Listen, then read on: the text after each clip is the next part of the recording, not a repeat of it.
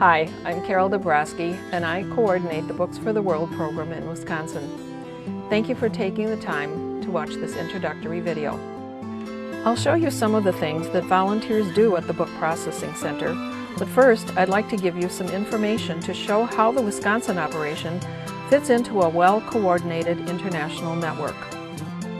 Books for the World is an international literacy program sponsored by Rotarians that puts used books from the United States into the hands of students and teachers in third world countries.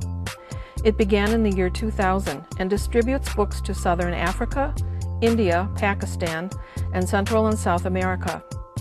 In 2010, 24 sea containers comprising about 500 tons of educational materials were shipped overseas. The books we collect and process in Wisconsin are trucked to Houston, where they are consolidated with books from other U.S. locations. Wisconsin is one of the major suppliers, thanks to the many schools and libraries from across the state. Most of our volunteers pack books, and this operation has two important parts: packing and labeling. Each box that you pack should contain books from the same subject area: math in one box, science in another, and so forth. Library books can be a mixture of fiction and nonfiction, and all age levels. Do not pack books that are ruined beyond repair or of inappropriate subject matter. We are required to ship stable pallets like this one, which has straight sides and a flat top. If boxes are not packed properly, a pallet may fall apart like this one before it gets to its destination. This is a well-packed copy paper box. All of the books are lying flat, and the box is filled to the top, making a flat surface under the flaps or cover. Do not pack books on edge like this. Book bindings cannot support a load, and this box may crush.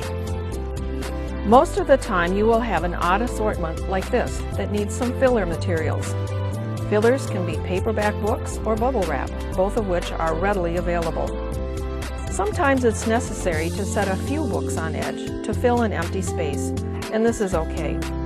The most important point is to make sure the box is filled completely to the top and that the top is flat, otherwise it will crush and make the pallet unstable.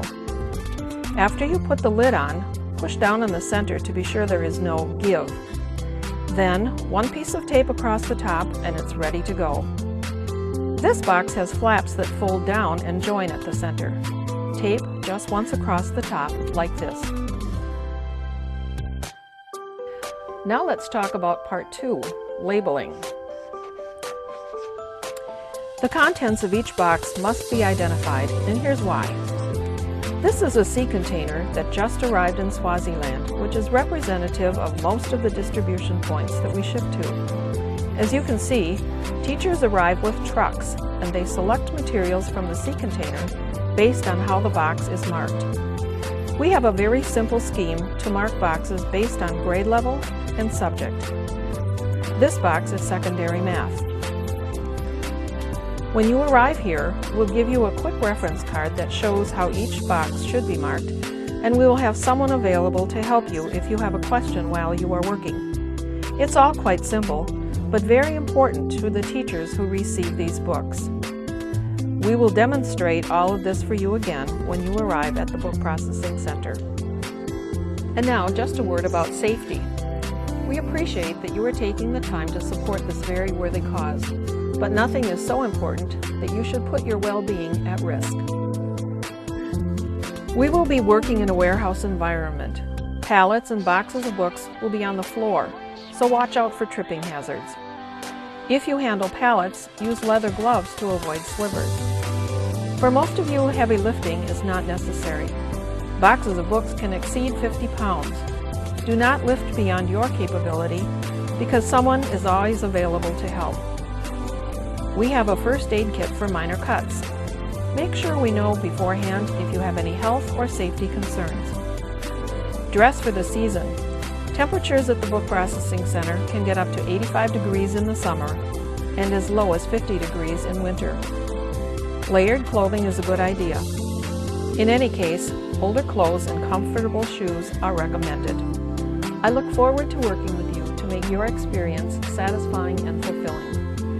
And for the teachers and students that this literacy program benefits, Thank you so much for volunteering.